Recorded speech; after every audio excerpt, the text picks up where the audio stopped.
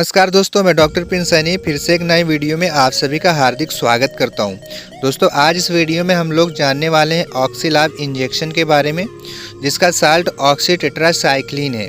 दोस्तों, oxytetracycline injection जो होता है ये मार्केट में बहुत सारे ब्रांड नेम से अवेलेबल होता है। जैसे कि यह मार्केट में टेट्रासाइक्लिन नाम से भी अवेलेबल होता है और ऑक्सी नाम से भी अवेलेबल होता है और ऑक्सीलैब नाम से भी अवेलेबल होता है और टेट्रासाइक्लिन नाम से भी अवेलेबल होता है।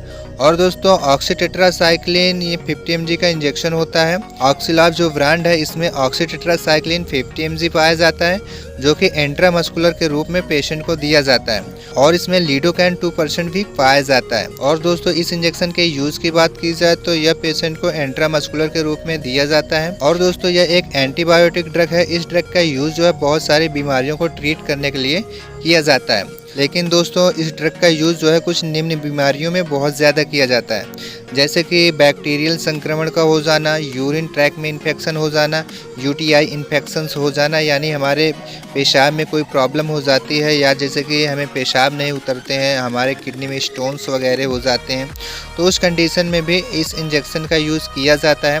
कुछ पेशेंट को सिफिलिस हो जाते हैं तो उस कंडीशन में भी इस इंजेक्शन का यूज़ किया जाता है। और कुछ पेशेंट को उनको मुंह में छाले हो जाते हैं, जिसको हम माउथ अल्सर बोलते हैं, तो उस कंडीशन में भी इस इंजेक्शन का यूज़ किया जाता है। और कुछ पेशेंट को टॉन्सिल्स वगैरह हो जाते हैं तो उस कंडीशन में भी इसके यूजेस होते हैं। और कुछ पेशेंट को निमोनिया हो जाता है तो उस कंडीशन में भी इसका यूज़ किया जाता है। कुछ लोगों को आंखों में संक्रमण हो जाता है तो उस दौरान भी इस इंजेक्शन का यूज़ किया जाता है। और कुछ लोगों को ब्रूसिलोसिस वाली प्रॉब्लम होती है तो उस कंडीशन में भी इस इंजेक्शन का यूज किया जाता है। और कुछ पेशेंट को सिटिकोसिस वाली प्रॉब्लम्स होती हैं तो उस कंडीशन में भी इसका यूज़ किया जाता है। सो गाइस, अब हम जानते हैं ऑक्सीटेट्रासाइक्लिन के डोज के बारे में कि इसका डोज किस प्रकार से पेशेंट को देना चाहिए। दोस्तों, इसके डोज की बात की जाए तो इसका डोज जो है मैंने डिस्क्रिप्शन में दे रखा है, वहाँ पे आप देख सकते हो।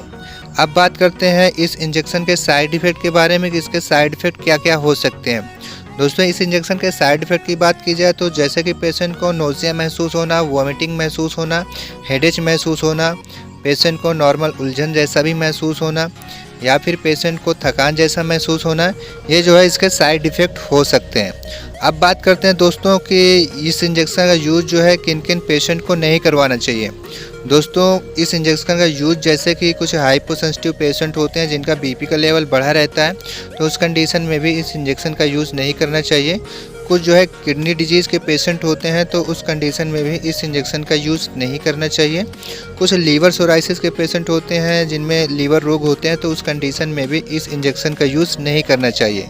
कुछ लोगों को स्मॉल इंटेस्टाइन या फिर कॉलन में सूजन होती है, यानी छोटी आंत और बड़ी आंत में सूजन होती है, तो उस कंडीशन में इस इंजेक्शन का यूज़ नहीं किया जाता। और कुछ लोगों को एब्डोमेन में सूजन होती है तो उस कंडीशन में इस इंजेक्शन का यूज़ नहीं किया जाता। और दोस्तों, बहुत सारे लोगों के सवाल होते हैं कि क्या इस इंजेक्शन का यूज गर्भवती महिलाओं को किया जा सकता है। तो बताना चाहूँगा कि गर्भवती महिलाओं को इस इंजेक्शन का यूज़ न करवाएं तो ज़्यादा बेटर होता है। बट यदि आप करवाना चाहते हैं तो अपने नियरेस्ट डॉक्टर के देख रेख में या डॉक्टर की सलाह से ही कर सकते हैं।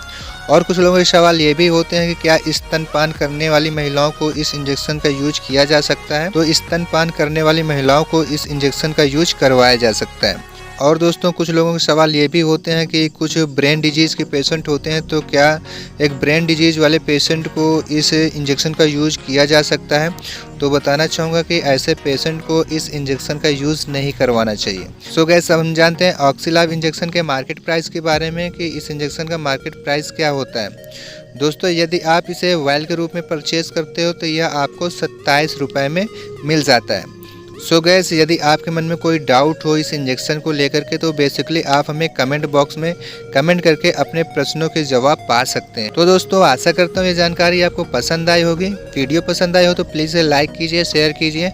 अगर आपने अभी तक हमारे चैनल को सब्सक्राइब नहीं किया तो प्लीज़ इसे सब्सक्राइब कर लें। तो फिर मिलता हूँ मैं ऐसे ही यूज़फुल वीडियो के साथ। तब तक के लिए बेस्ट ऑफ लक।